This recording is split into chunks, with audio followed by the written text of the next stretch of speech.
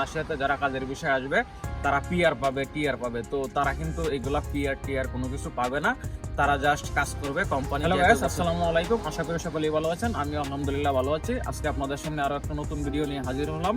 এটা হচ্ছে রাশিয়াতে কাজের বিষয়। রাশিয়াতে কাজের বিষয় যারা আসতে চান তাদের উদ্দেশ্যে আজকের আমার এই ভিডিওটা। আর যারা যারা নতুন সবাই আমার চ্যানেলটা সাবস্ক্রাইব করে দেন।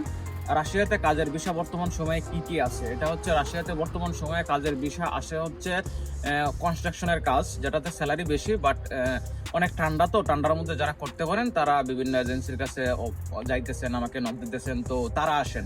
আর হচ্ছে বিশেষ করে আমি বলবো যারা ফ্যাক্টরির কাজে আসতে পারেন, যেমন garments, mill factory, green house, ওরা নিশ্চিন্তে আসতে পারেন। কারণ হচ্ছে গ্রিন হাউসের ভিতরে, মিল ফ্যাক্টরির ভিতরে, গার্মেন্টসের ভিতরে হিটার থাকে, হিটারের মধ্যে তাপমাত্রা দেওয়া থাকে, তো এটাতে আমরা থাকতে পারবো। কারণ হচ্ছে আমরা বাঙালি, আমরা গরম সহ্য করতে পারবো, কিন্তু ঠান্ডাটা সহ্য করা অনেক কষ্টকর। যেমন দেখেন, এই যে আমার পিছনে একটা গাড়ির উপর দেখেন কেমনে বরফ জমে আছে। তো যারা কনস্ট্রাকশনের কাজে আসবেন তারা অবশ্যই এই বরফের ঠান্ডাটা সহ্য করতে হবে। যদিও স্যালারি বেশি দেখে আপনারা আসতে পারেন, কিন্তু এই ঠান্ডাটা আপনাদের সহ্য করতে হবে। আর দ্বিতীয় কথা হচ্ছে, অবশ্যই আসার আগে আপনাদের যে অফার লেটারটা থাকবে, এই অফার লেটারটা যদি আপনারা না বোঝেন, তাহলে হয়তো আপনারা কারো মাধ্যমে বা বড় ভাই বা আপনাদের রাশিয়াতে ফ্রেন্ড বা ভাই বাদার যারা আসছে তাদের মাধ্যমে আপনারা যাচাই করবেন যে আপনাদের কাজটা কি, স্যালারিটা কি, তারপরে আসবেন।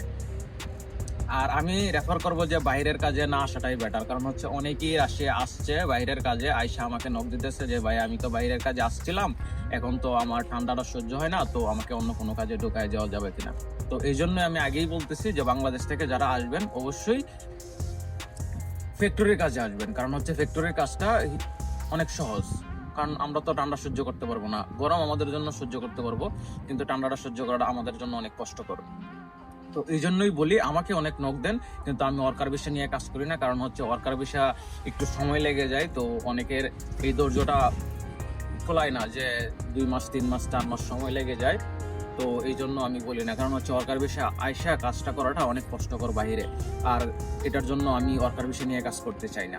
আমি স্টুডেন্ট ভিসা নিয়ে কাজ করি। যদি স্টুডেন্ট কেউ আসতে চান তাহলে আমাকে বলবেন, যে কোনো ইউনিভার্সিটি, যে কোনো সিটিতে, এটা আমি করে দিতে পারবো, কোনো সমস্যা নাই। আর ওয়ার্কার ভিসাদের উদ্দেশ্যে যেহেতু আজকে ভিডিওটা, তো আমি এটাই বলতে চাচ্ছি যে ওয়ার্কার বিষয়ে যারা আসবেন অবশ্যই একটু বুঝে শুনে দেন আসবেন। কারণ হচ্ছে রাশিয়া আসার পর আপনারা অনেকগুলো টাকা খরচ করে আসবেন, আসার পর দেখবেন যে এতটা ঠান্ডা, আপনারা ঠান্ডা সহ্য করতে পারতেছেন না। তো অনেকেই আমাকে নক দিচ্ছেন, তো এই জন্য আপনাদের উদ্দেশ্যে এই ভিডিওটা।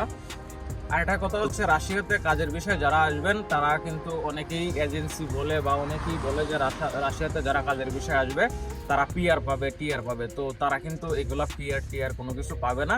তারা জাস্ট কাজ করবে, কোম্পানি যে কয় বছরের ভিসা দেবে এই কয় বছর কাজ করতে পারবে। তারপর হচ্ছে কোম্পানি যদি ভিসা, অনেক কোম্পানিতে সিস্টেম থাকে যে ভিসা রিনিউ করে দেওয়ার, তো ওরা ভিসা রিনিউ করে নেয়। আবার অনেক কোম্পানি আছে 2 বছর 3 বছরের ভিসা দেয়, 3 বছর পরে বাংলাদেশ চলে যেতে হয়। তো এটাও আপনারা কনফার্ম হয়ে আসবেন যে রাশিয়াতে কি আপনারা কত বছর থাকতে পারবেন, কতদিন কাজ করতে পারবেন, স্যালারি কেমন, এটা সবকিছু যায় না, তারপর আসবেন। কারণ হচ্ছে এতগুলো টাকা খরচ করে আসবেন, আপনারা এই জায়গায় এসে পিআর পাবেন না। আর দ্বিতীয় কথা হচ্ছে, অনেকেই আয়সা ভাবেন যে এই জায়গায় আয়সা আমরা ডাঙ্কি দিয়া বা ওইভাবে আমরা চলে যাব অন্য দেশে। এটা ইম্পসিবল। কারণ হচ্ছে রাশিয়া অনেক হাই সিকিউরিটি এরিয়া, তো এটাতে আপনার যাওয়াটা ইম্পসিবল। আর হচ্ছে বিভিন্ন দেশের সাথে যুদ্ধ চলতেছিল, যেমন ইউক্রেনের সাথে যুদ্ধ চলতেছিল, তো যুদ্ধ আপাতত বন্ধ আছে, এখন এতটা যুদ্ধর এও নাই। ইনশাল্লাহ আশা করা যাচ্ছে যে যুদ্ধটা শেষ হয়ে যাবে। আর আমি তো বললামই সবকিছু, আবারও বলতেছি, আমার চ্যানেলটা সাবস্ক্রাইব করে দেন। আমি আপনাদের সামনে অনেক ভালো ভালো ভিডিও নিয়ে আসবো। আপনারা কমেন্টে জানাবেন যে আপনারা কি ধরনের ভিডিও চান, আপনাদেরকে আমি সঠিক ইনফরমেশনটা দেওয়ার চেষ্টা করবো। আল্লাহ হাফেজ।